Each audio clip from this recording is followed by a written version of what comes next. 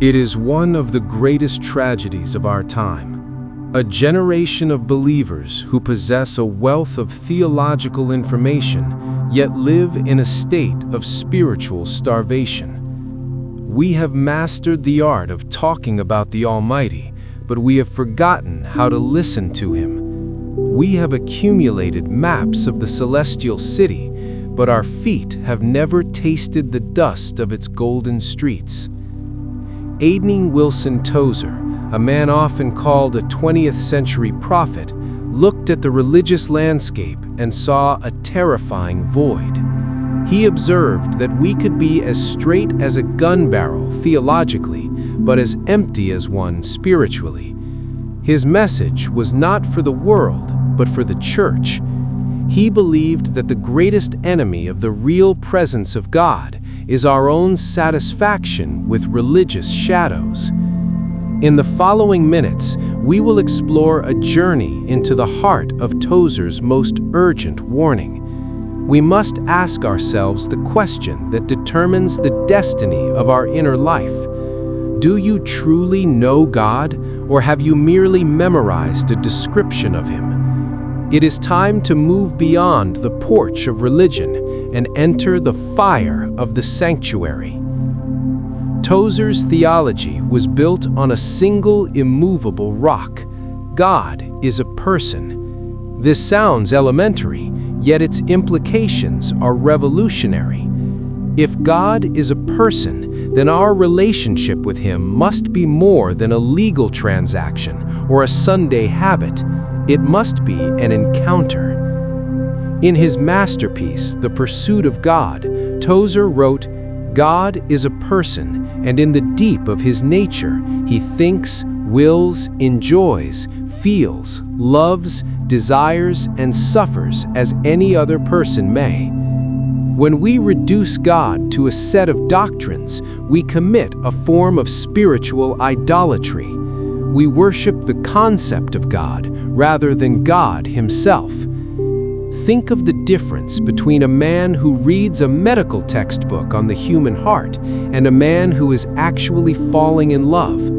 One has data, the other has a heartbeat. Tozer argued that many Christians are trying to survive on data alone. The Bible, according to Tozer, was never meant to be the final destination. It was meant to be the lamp that leads us to the person.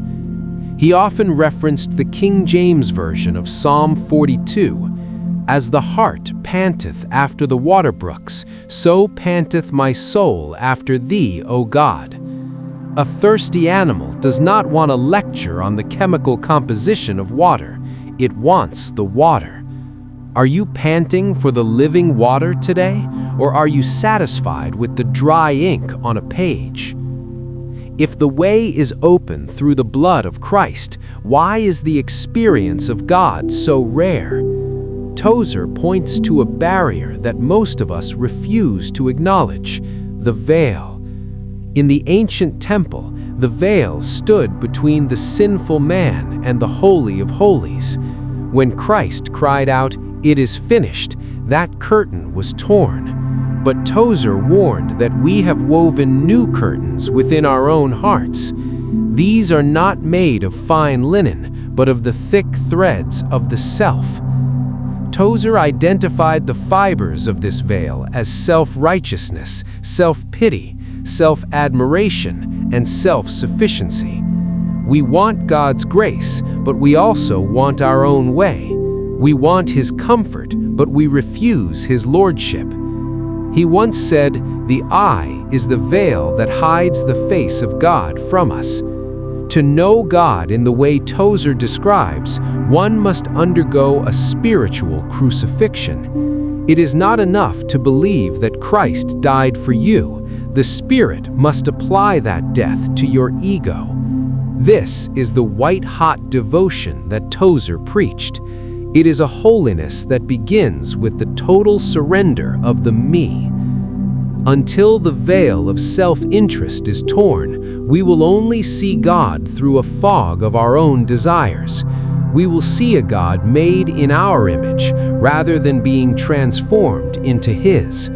The path to the presence is a path of subtraction, not addition. It is the process of becoming nothing so that He may be all. How do we practically cross this threshold? Tozer's answer was simple: cultivate spiritual receptivity. He believed that God is constantly communicating Himself to us, but our spiritual ears are tuned to the frequency of the world. We live in a noisy age, and we have brought that noise into our prayer closets. Tozer taught that the soul must learn the art of silence.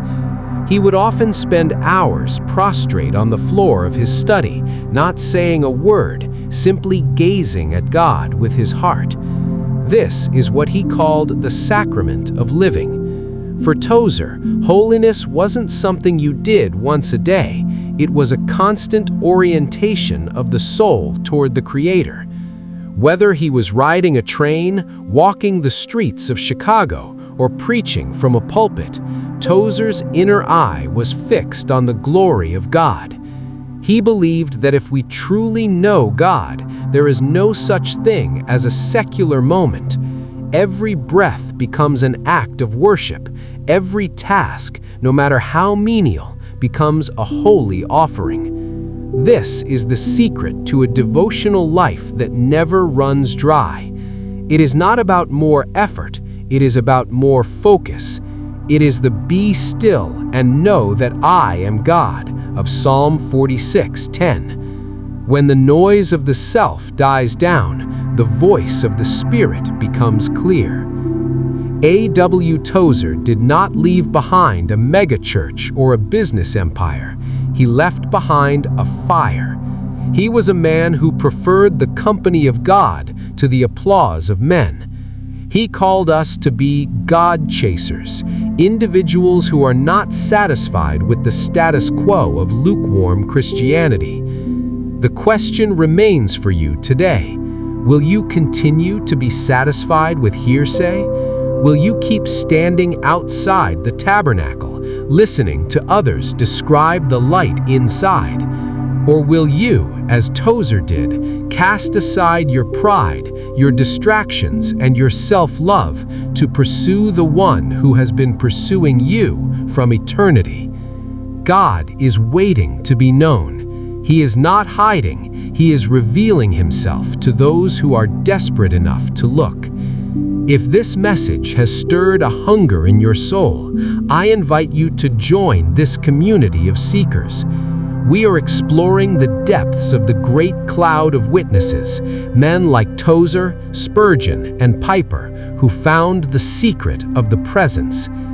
Leave a comment sharing which part of Tozer's wisdom challenged you the most today. Are you ready to step past the veil? May the presence of the living God be your constant companion. Until next time.